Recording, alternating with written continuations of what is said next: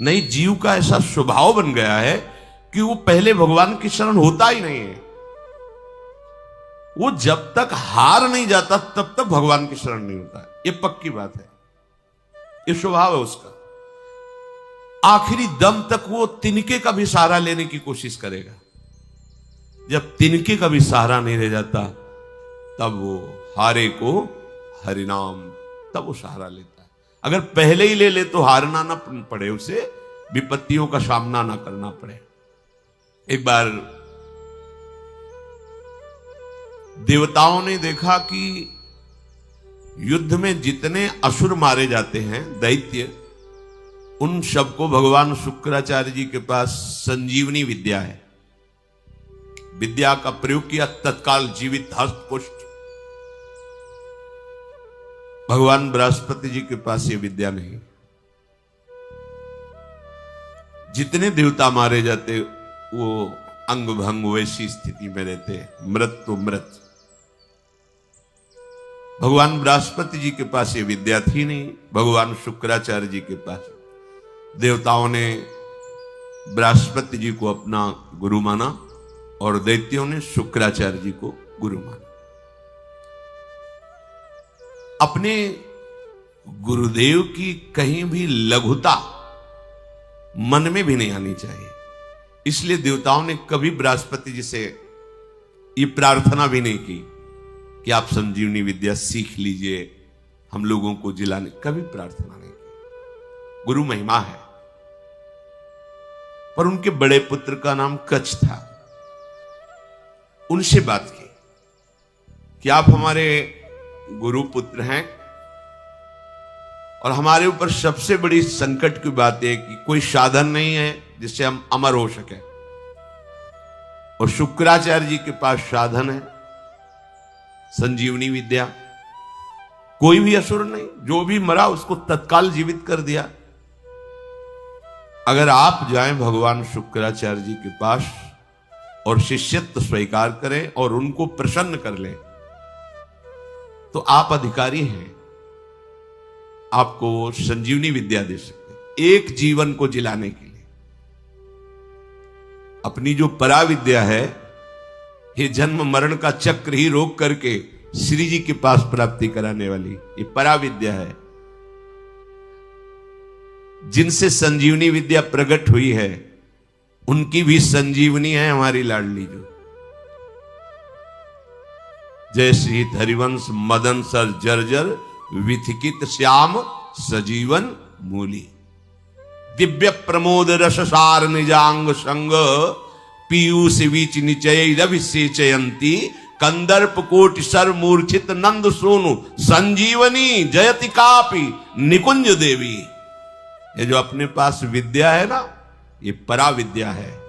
करोड़ों संजीवनी विद्या इसके समान नहीं, क्योंकि हमारी लाडली जो अनंत ब्रह्मांडों के ईश्वर भगवान श्री कृष्ण की भी संजीवनी मूरी है। संजीवनी जयति कापि निकुंज देवी।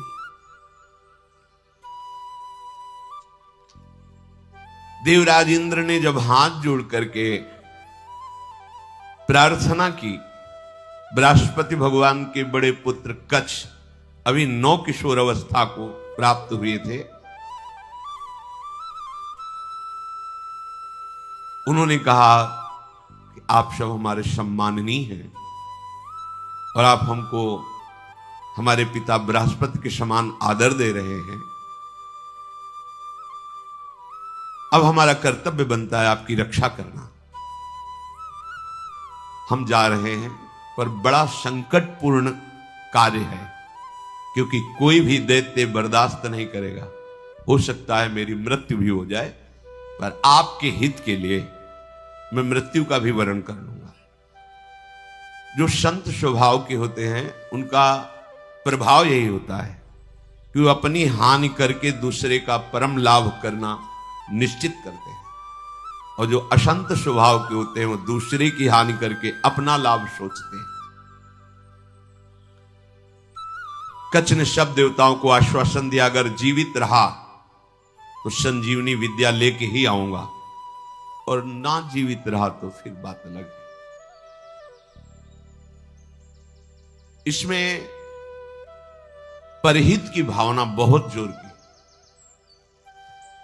परहित की भावना जहां होती वहां भगवान रक्षा करते हैं। सुख वांछा जहां होती वहां आसुरी भाव होता है, राक्षसी भाव होता है, फिर वहां दुर्गति होती है।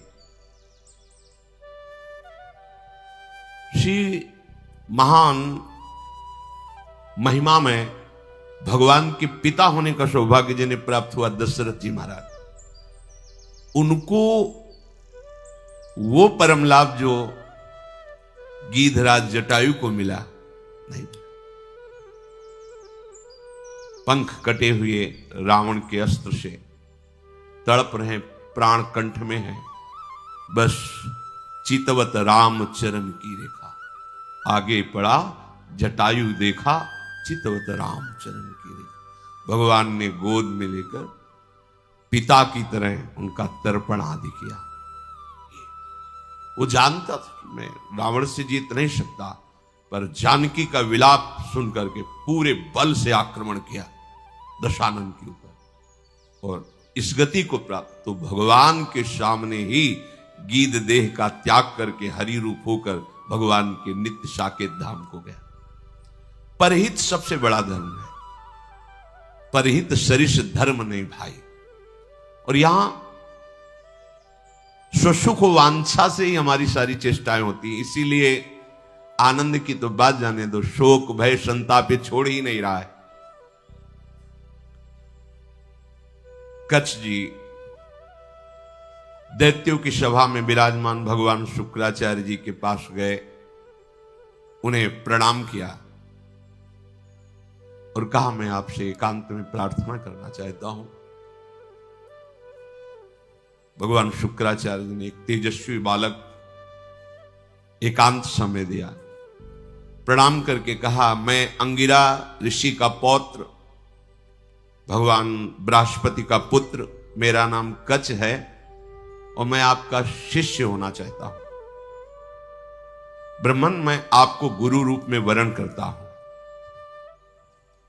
मैं 1000 वर्ष तक ब्रह्मचर्य रह करके आपकी सेवा करना चाहता हूं और आप इसके लिए मुझे मना मत करना, इसकी अनुमति दे देना। शुक्राचार्य जी ने कहा कच्छ सुस्वागतम तेस्तु प्रतिगृहणामि ते वचः अर्चयिष्येह मर्च्यम त्वामर्चितोस्तु बृहस्पति। मुझे बहुत प्रसन्नता हुई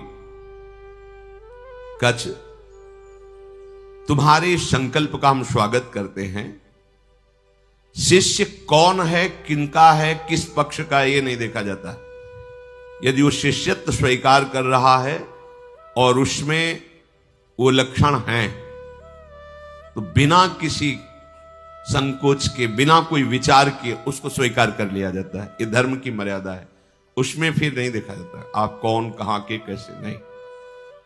आप में आर्त भाव है, शरणागत होना चाहते हैं, वो स्वीकृत है। मैं तुम्हें स्वीकार करता हूं। तुम्हारा ये जो संकल्प है आदर का पात्र है।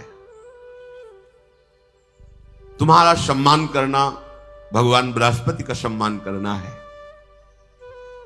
तब कच्छ ने कहा कि आपने बड़ी हम पर कृपा कर दी। महाकांतिमान कच्छ बड़े ही सुंदर थे। उनके सामने जल लेकर संकल्प किया 1000 वर्ष तक मैं अखंड ब्रह्मचर्य रहूंगा।